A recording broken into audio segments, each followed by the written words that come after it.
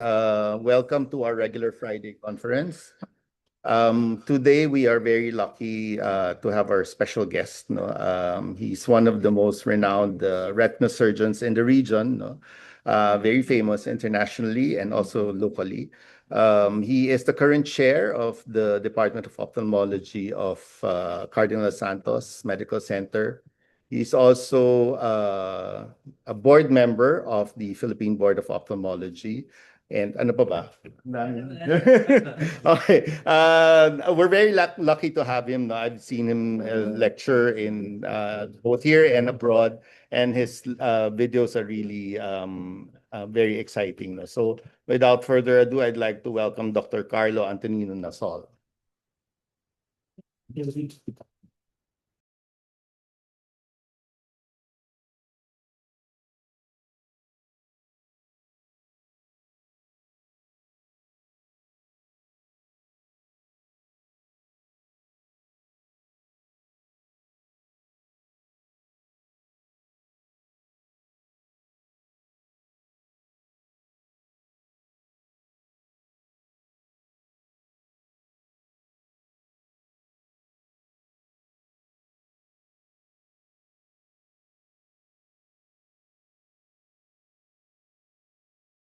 Zoom. Okay. Here. Get it? Ay. And PCR. Valentine's Day. Nothing goes well. And then in the most days, it makes your heart beat faster. You flow and you swell and then you plan ahead, 2020 vision. And then something really happens. Something unexpected happens. And then it makes your heart also beat faster. The thing is, today the lecture will be keeping your pulse steady, pick up your dignity, picking up the IOL, and choosing after the surgery, a surgery that makes, or parang pinlan nyo siya, kahit na merong nangyari. So for today, the lecture will be,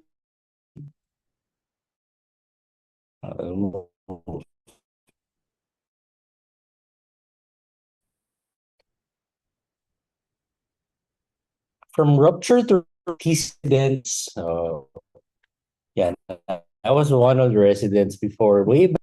I had my first cataract when I was second year with Dr. Sua. So yan kami. Dr. Tumbokan was my junior consultant in glaucoma in UST. So now I do teach cataract for my residents, senior residents, and my fellows. As you can see here, if you can follow my Facebook posts, I do post them their progress, their insights, and everything. So who are the seniors here? Do you remember your first PCR? Nung wala pa kayo PCR? Marami na. Marami na. Yeah. So, okay, so this is Jill. She had her first PCR. Look at what she did. So sabi niya, Dok, ano nangyari? And then she kept on pressing. And then, Dok, viscoelastic. And then she kept on pressing. And everything went haywire. Sabi niya, rent. And then, the next day post-op, sabi niya, Dok, ba't HM? She cried, called me up, sabi, Dok, what happened? So, sabi ko, review your case, review your videos, and then we will take a look on each step on where it goes. But firstly, let's look at the incidences of PCR. PCR happens on experienced surgeons around 0.45 to 3%, not that much. For senior consultants who had transitioned between ECCE and phaco, the rate becomes higher at around 11%, which is the highest. For residents, 0.8 to 9%. So if you have a census of like 100, dapat less than 10 lang yung PCR nyo. Okay? Do you have right-handed surgeons here and left-handed surgeons? Okay. So kung kung papa-operate kayo, the right-handed surgeons has an 8.8% PCR rate and the left-handed will be 3.6. Why? So you ask the question, why do they have less? Because most of the things that we use are for right-handed people. And then the left-handed people tend to adapt more. They're more ambidextrous than us.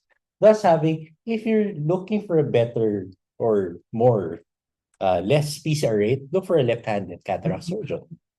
So yung may left-hander, okay, mga glaucoma specialist yan. Wife ko left-handed so promoting. So, what are the factors first? I'm a retina surgeon. The nothing that is composed, the incidence rate of PCR will always be high. First, glaucoma and zonular problems will always be the number one cause. And the incidence of it happens during phacoemulsification time, around 49% to 60%. So what is the significance of PCR? Your IOL may be displaced, you have aphakia, you have secondary surgeries such as your extra cost and time, your visual acuity falls within 2040 at around 84 to 98%, and then second surgery if you have retained fragments. So you do your PPV, secondary IOL placement, endophthalmitis, and glaucoma surgery. So moving on, the case.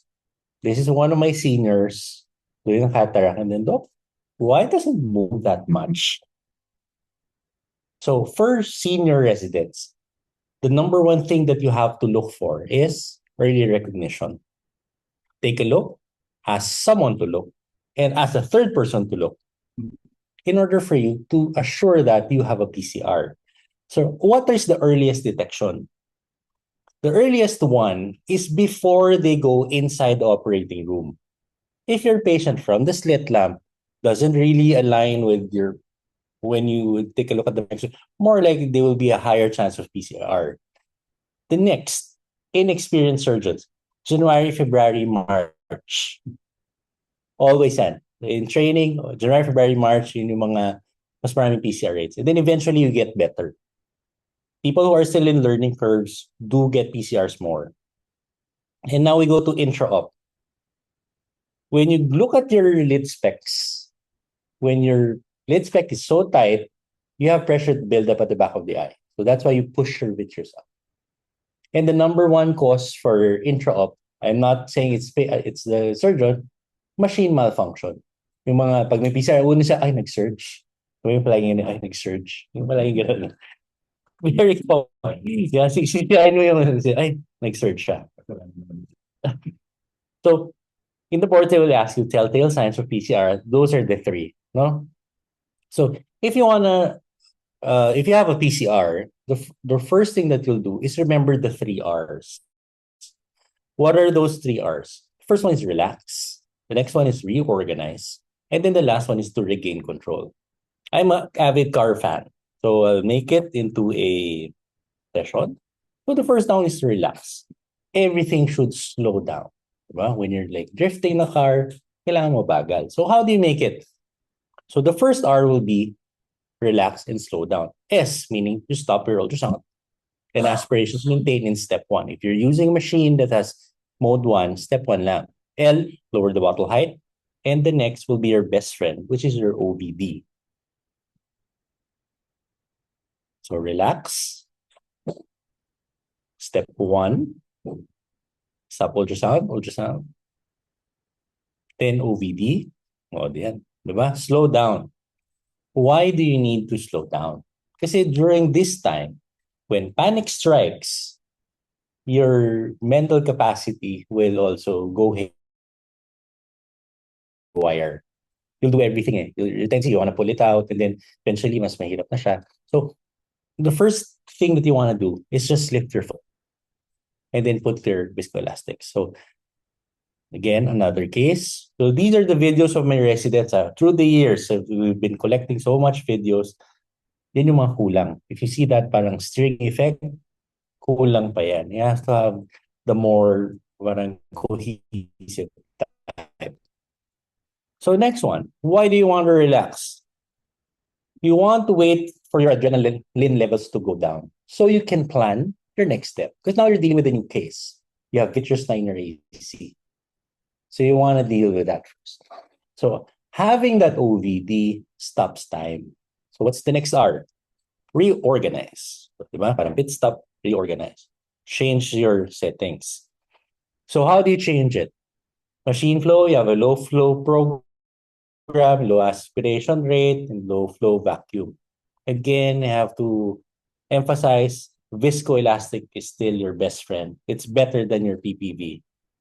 You can continue your phaco as long as you have a safe zone. Above your interchamber, you can use an IOL sheet slide. If you guys know what an IOL sheet slide is, they use it to place an ACIOL. Nakita na ba kayo nun? Not yet. So, very young pa. Or what you can do an IOL scaffold. For price comparison, OVD is still cheaper than your Pars Plan pack. So, malaking difference siya. So, the question is where to inject. The first one is you have to inject it through the PCR directly. You want to push it, and then the next one, inject it in front of the hole. Through the hole, in front of the hole. Again, OVD stops everything. Do not overfill, because if you do overfill, it will make it bigger.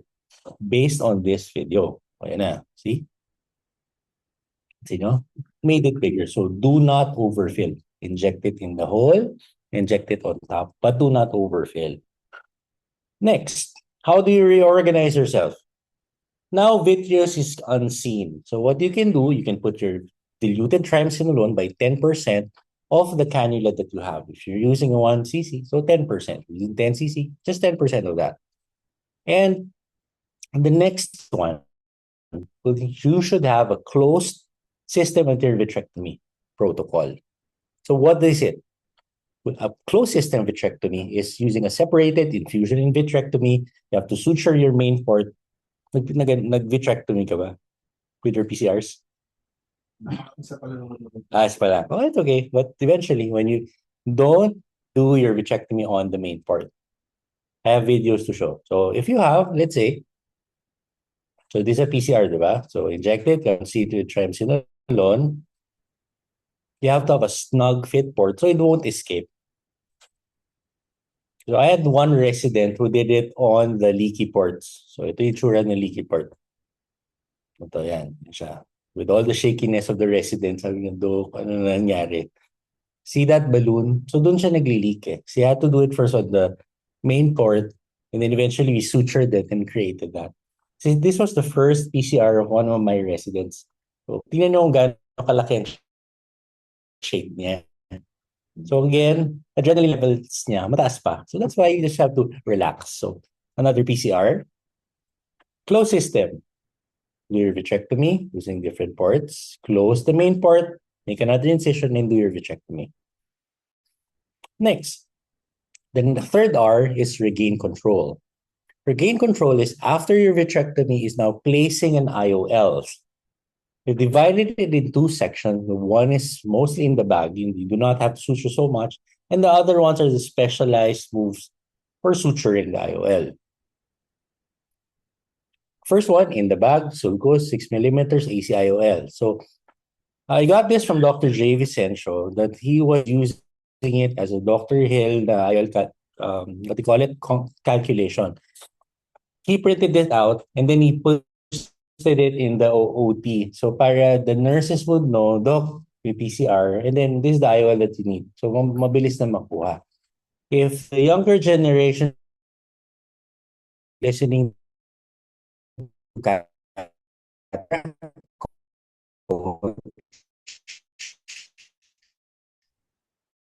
they have rule of nines.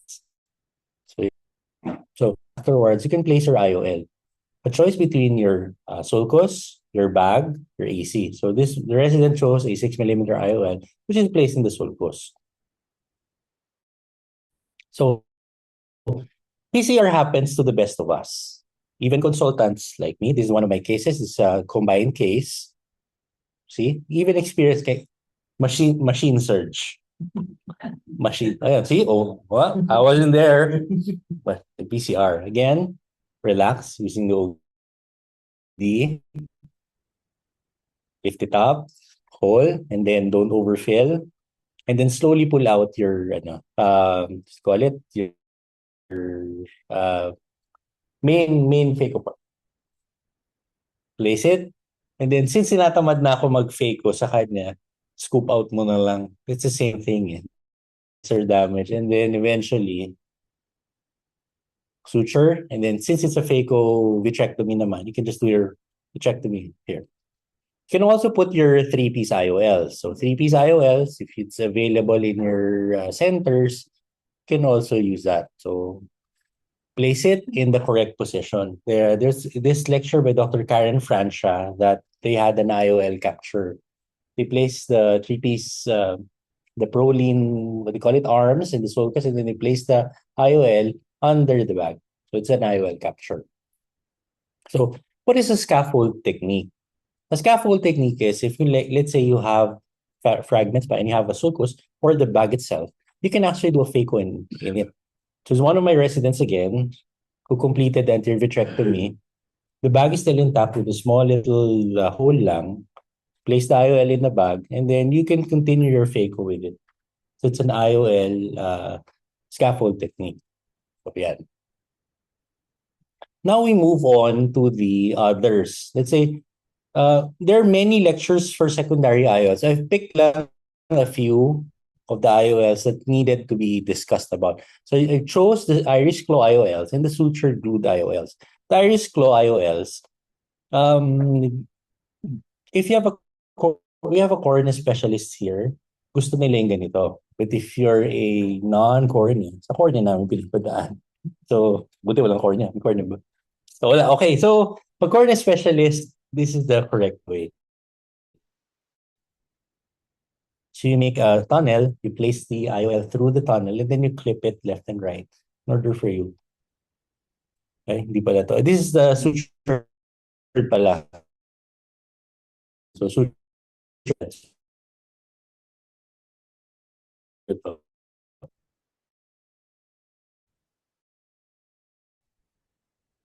And so, suture tayo.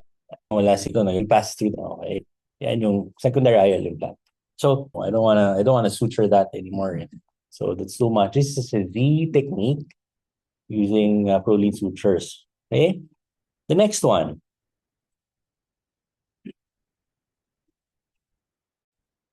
Uh, this is, I think this is Dr. China's case.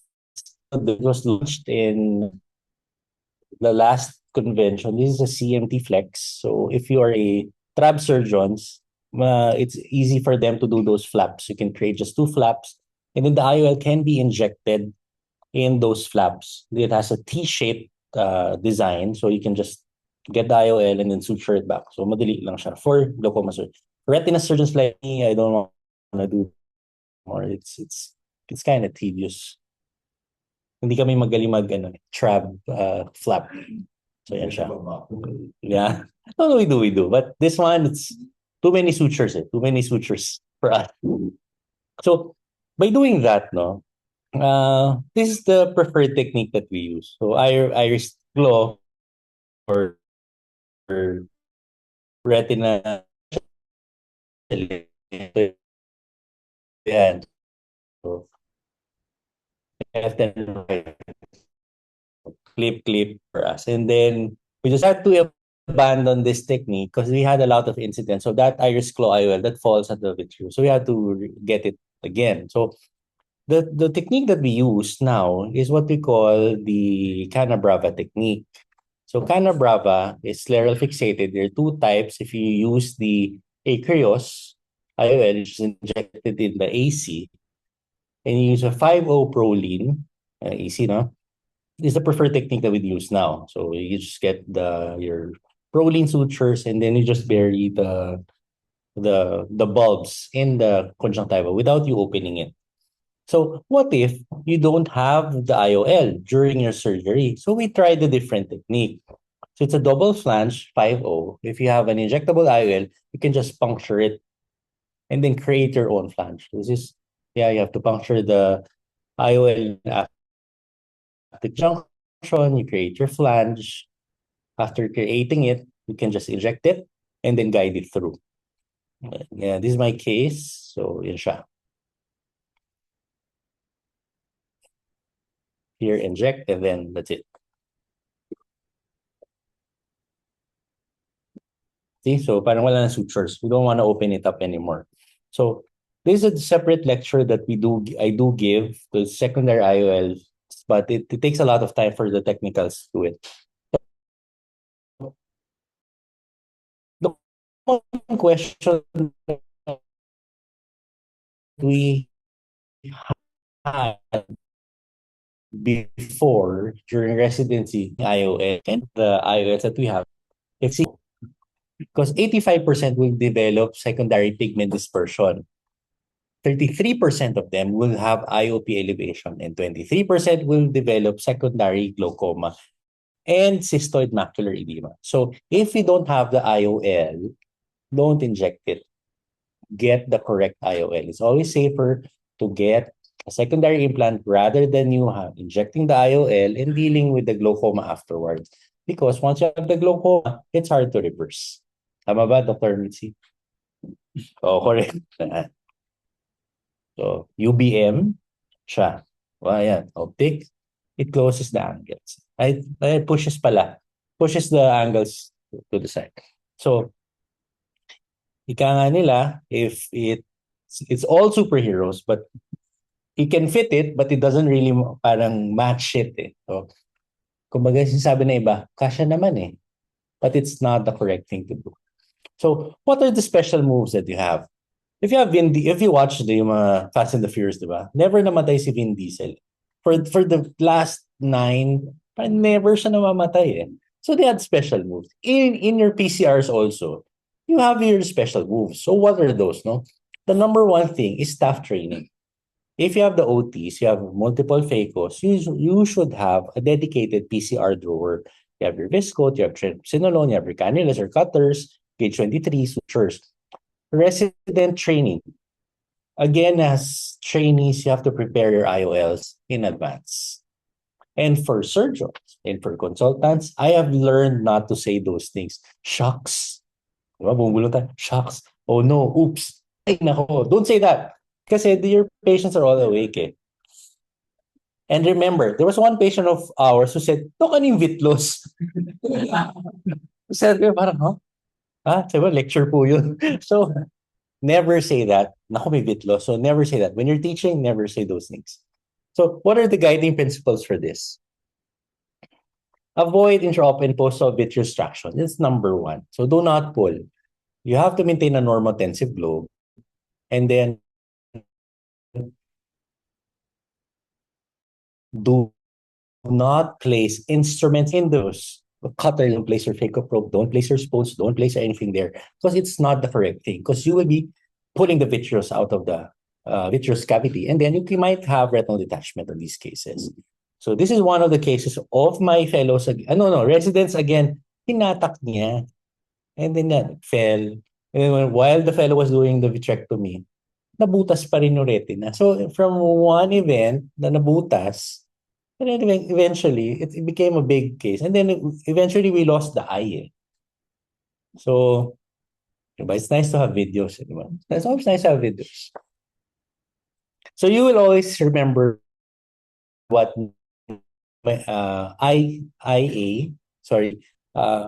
irrigation, cutting, aspiration. Irrigation is like mode 1. You cut first before you aspirate. You want to cut the vitreous first before you mahigo because the rationale of it is no vacuum should be applied while cutting without chopping kasi you will have more traction when you pull it. So vitrectomy basics.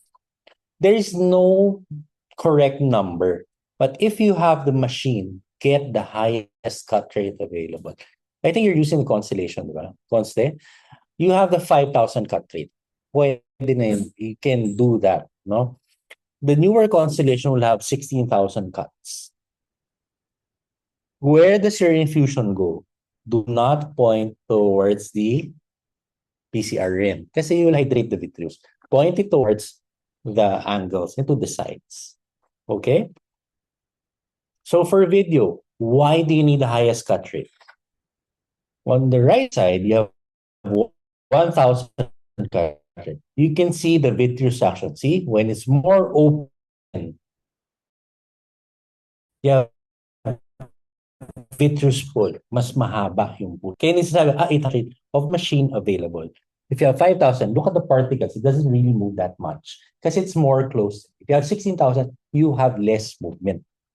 So how does the cut rate go? Oh, wait. Why did it move like that? So, ano yung error? Diba nag-hydrate yung vitreous eh? So, do not point it towards the hole. Next, there is a session in the wet lab that we did. Anterior vitrectomy versus pars plana anterior vitrectomy. There are two things. Now, how do you want to do your pars plana or pars plicata anterior vitrectomy? It should have skills transfer. You should see it first via skills transfer, via wet lab. You have to just get an apprentice with Dr. Sherman. Just one day lang naman yan eh. And the number one is hands-on. Where does the learning curve go? It's placing the trocar lang. Because you have a very soft eye. So you just have to put the trocar. Yun yung number one. If you place the trocar, you're already done. So incisions. If you don't have a trocar, you can use your MVR blade. The important thing here is measurement. 3.5 lang from peritomy, 3.5. If you have a 15,000 cut rate, the gauge 23 from the constellation, just put it in. It's like pulling a tissue box. Diba? May tissue. You have tissue there. If you pull it on front, vitreous just goes out. If you pull it at the back, you pull the vitreous back. Pabalik. You can do pars plicata also. Avoid the 3, 9, and 12. The thing with the 1.5 with pars plicata, it usually bleeds. So don't, probably not safe to do it anymore. I wanted you to there. So this is one of my residents as well. He's a fellow now of VR. So this is Dr. Bernal who did a phaco and then PCR. From there, yan siya, 3.5 from the limbus, insert. And then from the vitreous, you have to stain it first. Kunwari, andyan yung vitreous. You want to pull it back to the vitreous cavity. Put your infusion and then pull it back.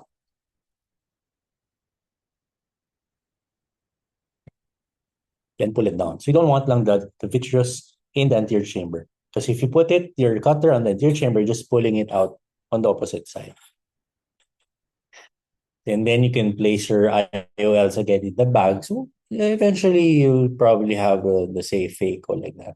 So if you do have missions, usually you will do an ECCE. Nag-ECCE pa rin ba sila? So if you do an ECCE, and then you have, again, PCR rents. Try not to do sponging. Diba? Nagko-cotton buds siya, cotton buds cut, cotton buds cut, cotton buds cut. You're trying to pull now the vitreous to the wound. So, kakaroon ka ng tinatawag na trauma. So, ilalaglag ko na yung mga iba. This is a case of Dr. X.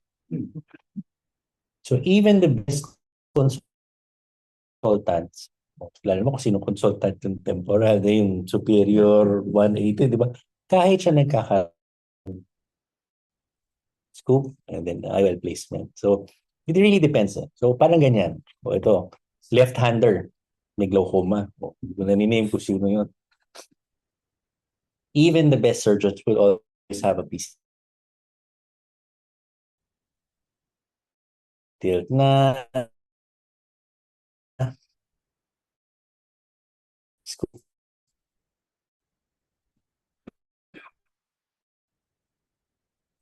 Then kahit, this one of the, so if it falls, call your VR specialist. Dr. Nakari here, Frags, they can do your IOL. This is one of the residents, Fatima. Swerte siya, na I was there. He was the one who did the phaco frag. No? Siya na rin yun. So, in conclusion,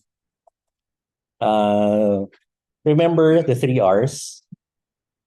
Relax or slow down. Reorganize, clear your thoughts, and then regain control by placing the correct IOL. So the conclusions for PCR management is identify the high-risk patients. Kung kunwari, you have 3 kayo ba na senior? Like, magkakagalit kayo pag nakita na medyo tilted. Refer mo, batchmate, meron dito maganda. So, refer na lang yan. Oh, batchmate, ganda nito. Case to. Thank you. So, identify the high-risk patient. Post-vitrectomize, magulo sa patient. So, yung batchmate mo na gusto mag-fake, oh, sige, thank you, thank you. So, ganyan siya. For nurse and staff, have the anterior vitrectomy protocol. Residents, never look at this case as a failure. It's always a learning experience. Always video your cases because you can present it in the future. You have video playback, you have audits, you have confidences. Always watch your videos. A bimanual technique will always be preferred rather than a single cutter because you can control yourself. No, trimsinolone, have a trimsinolone. A trimsinolone is around 1,000 pesos.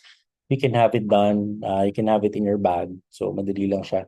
And then choose the correct IOL. If you don't have the IOL, just go for a fake effort. And you can manage it properly.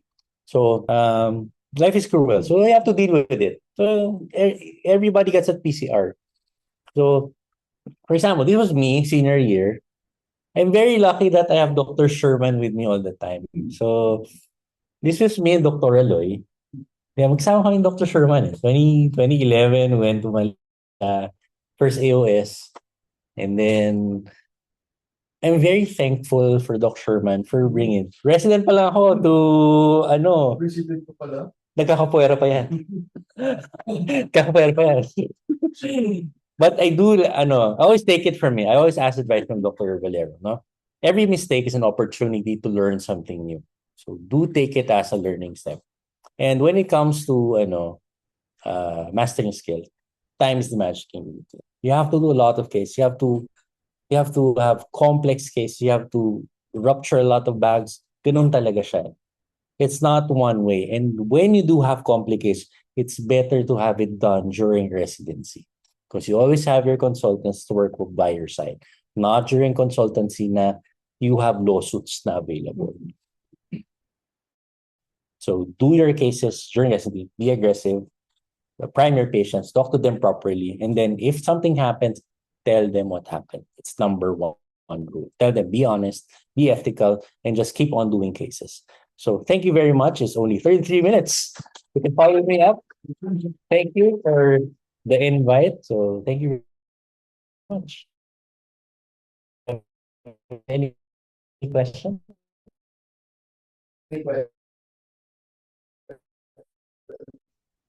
Um, what is your opinion? Primarily because a lot of anterior segment surgeons were pushing for it. But I told them, how comfortable are you putting in the profile? Yeah, that's Because it's easy to say, okay, it's a better approach posteriorly. But putting the trocar itself is difficult. So yes. sa atin yata walang problema yun. Yes, We can yes. manage that. But for anterior segment surgeons with very little experience, even high volume, like very little experience, putting in a trocar, it's quite difficult, especially in a soft type. Kasi, ano yan eh, butas. So, if you want to do it, what I would suggest is suture you. Again, the number one rule is have a normotensive eye. So suture the ports first, and then make sure that you can put your trocar. If you have a trocar, that's the number one rule. Kasi I think Makati Med doesn't want you to have regas trocars. Yeah. So if you don't have a trocar, what you can do is cut the conch and then do a 3.5 stab incision, and then you put your vitrectomy there. Mas madali isara yun. Rather than you putting a trocar. Kasi you're in panic mode, you can't put your trocars in. So two schools of thought. Some people want it, some people don't. If you're being trained by VR surgeons more likely will say yes. If hindi VR, they would probably say no. So depende. So again, cut rate, highest cut rate available in the machine. Okay, any more questions?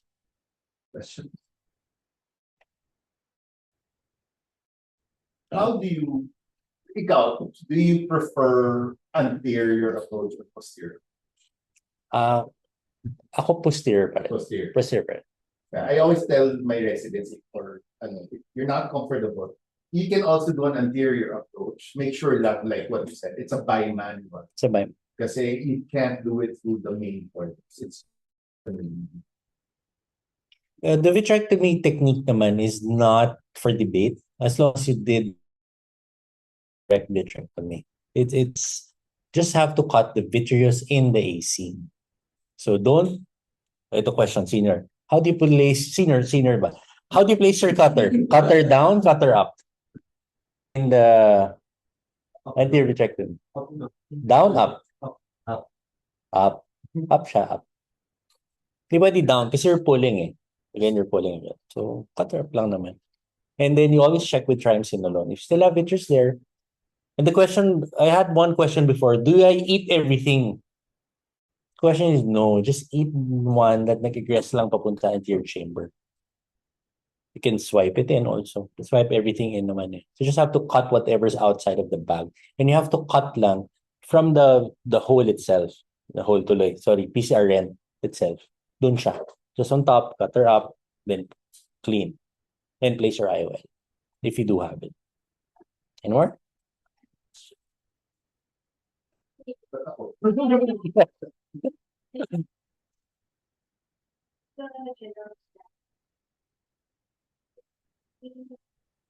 In teaching the residents, I know that there's Yeah, we do. I do teach. Yeah, they do. I don't think there's anything written that we shouldn't. Yeah. I think it's a skill that should,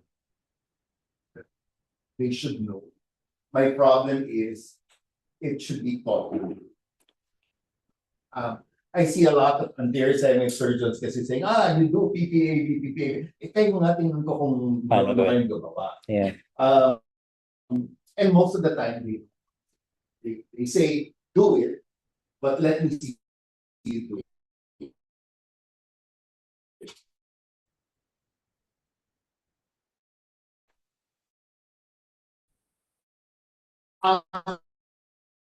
It's easy for us to buy.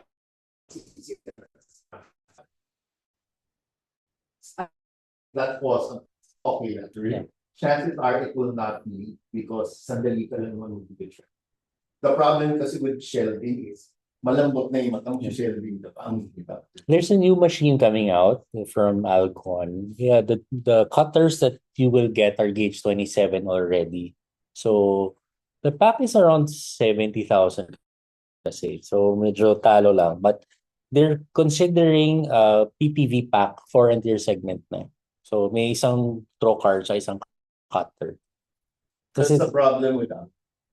They don't have packs. Siya, isa-isa lang. Isa-isa lang. Yeah. Other companies. Have you had the chance to use the door? No, not yet. Dork, not yet. So in general, though, you prefer a PCR, for example, may droplets or drop segment. You prefer it with an IOL only? Okay, good question. If sa cardinal, I always tell them to put IOL. Always. Because why? The IOL, if you can place it in the bag, better for us. Because if you do a vitrectomy without an IOL, when you place air in it, nagiging one single chamber, it's hard for us to put the IOL in. And in legal basis, I mean, when I was considering it, the first question is, ng patient tinatanong, nalagay ba yung IOL ko? There's always a that eh. Nalagay. Ang sa amin, sabi na, yes nalagay, pero there's something nahulog sa likod. But yes, your IOL is there. Hindi na nila naririnig yung may nadumi or anything. Basta, we'll refer you to the VR specialist just to clean the back of your eye. But yes, your IOL is there. It's also, I think, easier to talk to the patient about your complication pag may IOL kasi patayuin mo sila. Malinaw yung patient nila. There's a very big flow well, rather than wala sila nakikita dumi sa loob, it's a little bit more difficult. I think for anterior segment surgeons, your job is really to make sure that the anterior segment is clean. If you can put in an IOL, put in an IOL. And let the VR take care of the back. Dapat malinis sa harap. Kung hindi nyo kaya linisin at lalo lang magugulo, huwag nyo lang pakialaman. Close it up. Close it up. No shame in closing it up. Kasi rather than you parang play around, I've seen people go after the segment with their papasok dun sa red. Yeah, don't do that. Taatakin sa puso. I've seen. Usually, naman nangyari is the glow afterwards. You always have parang, it's a post-op inflammation from the chunks, from the vitreous. Yun yung palaging worry namin. Even if, let's say, when you put in the wrong IOL in the sulcus, you have more glaucoma than usual. May viscoelastic ka na, may chunk ka na, may IOL ka pa clogging the angle. So, yun yung problem namin usually. Maybe question for all of you. When do you go in a drop nucleus? Sige, drop cortex and drop nucleus. Okay ba? Drop cortex, when do you decide to go in and clean up? When do you decide to? And then drop nucleus, ano ang timing yung pagtanda? Okay. So there's wait, sir. Give me a minute.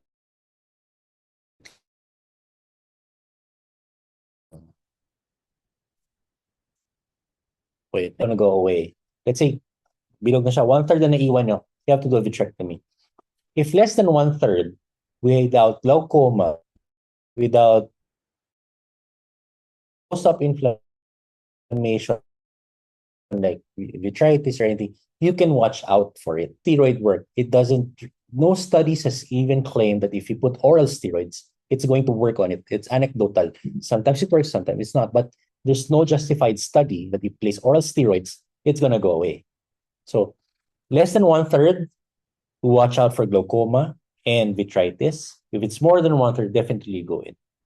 Pag-retain cortical material. Yeah, 1/3 pa rin. 1/3 pa rin. Pag nucleus na Nucleus is yes. Nucleus you need. Kailan? Nucleus you usually have to go in. Cortex, yes. Cortex, you can just watch it. Nucleus, since it's harder, so you have to go in talaga.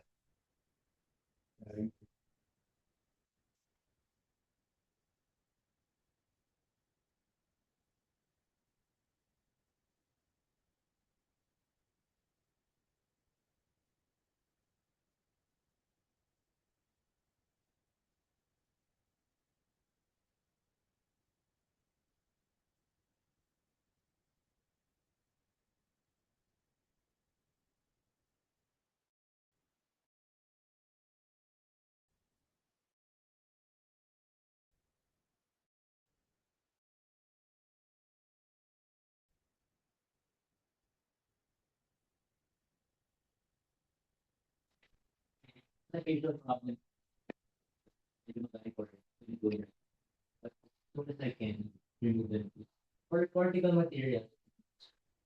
I guess it's important, visualization. Yeah. Hirap magtrabaho na wala nakikita. That's where 3D comes along. Ayan. So, yeah, kanya. So, yeah. So maybe for the most important thing is you need to watch out for IOP inflammation. If there's IOP rise that you cannot control, there's severe inflammation.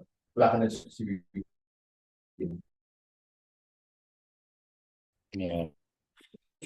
Question no. Yes. Iris Claw IOL make No, definitely no. It's the same thing. No naman.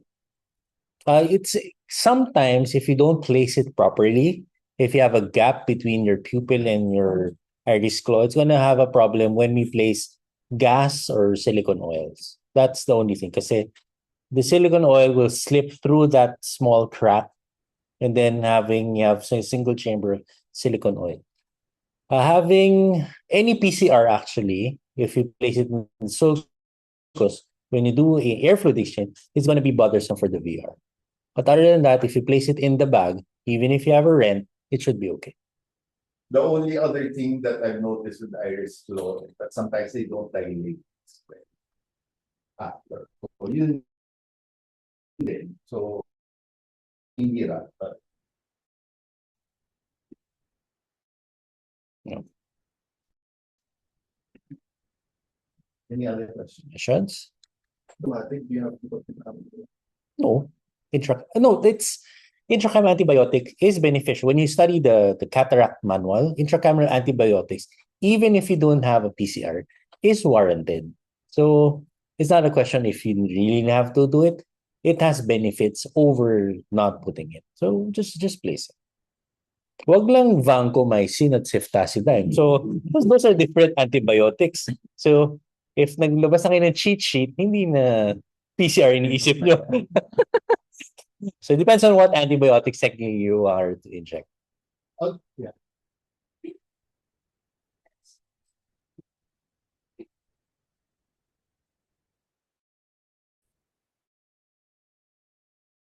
The best one to answer. But we've stopped using it. You can see where it clipped na nag-iris atrophy. And then if you look at the angles of that, puro pigments na siya. If you listen to the lecture of Dr. Chi Sun Paik, she also stopped using iris closer because of glaucoma as well. And then it really I still use iris flow. I don't get glaucoma. What I'm most afraid of is this lavage.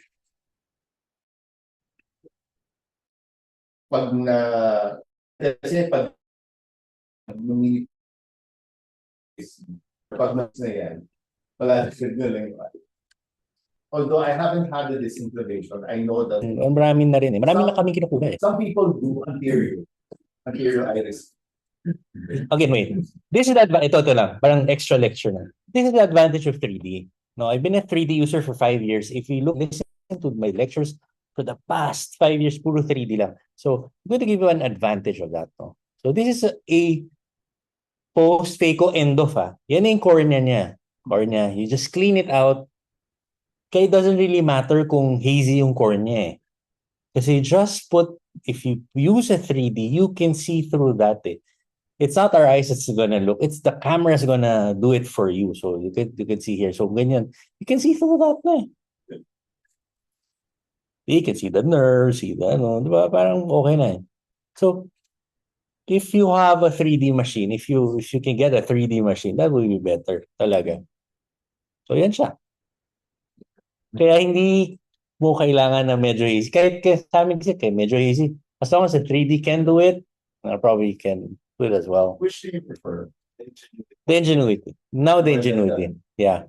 The new Ingenuity. Yes, the new one. Because the other one is the new one, the Zeiss is around 28 million eh. The Ingenuity is 7. So malaking difference. So get the Icon. It's actually a lot. It's okay for training.